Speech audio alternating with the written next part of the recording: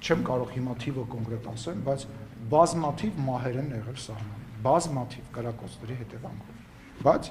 այլ իրավիճակ ա եղել։ Հիմա ունենք իրավիճակ, երբ որ կա համաձայնեցված փաստաթուղթ։ Ես նաև Պիտերբուրգում փոքր առանձնազրույց եմ ունեցել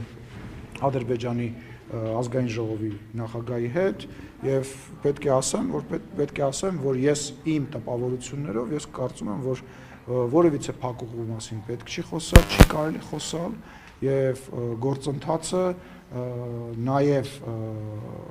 ադրբեջանական կողմին է ձեռ տալիս, որ գործընթացը հնարավորինս արագ ավարտին հասցվի, որով մենք զբաղվում ենք, անկախ նրանից, եթե նույնիսկ մի կրակոց էլ չլներ, այդ դույն տրամաբանությունն է։ Բայց ձեր հանդիպումը չէր տապալվել, Չէ, տենց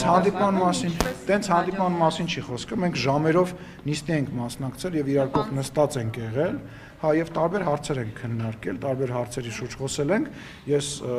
մենք պայմանավորվել ենք, որ հրապարակային սրա մասին չենք խոսելու եւ ես չեմ ուզում սրա մասին հրապարակային խոսեմ, առավել եւս որևիցե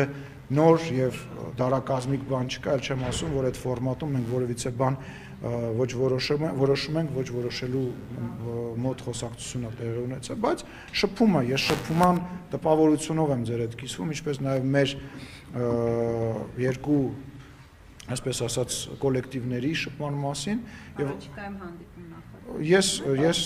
նման հանդիպման մասին որևիցե բան տեղեկություն չկա այս պահին։ Վերջի միջադեպեր եղավ Խաչատուր Սուքիասյանի եւ Նարեկ Կիրակոսյանի միջեւ լրագրող։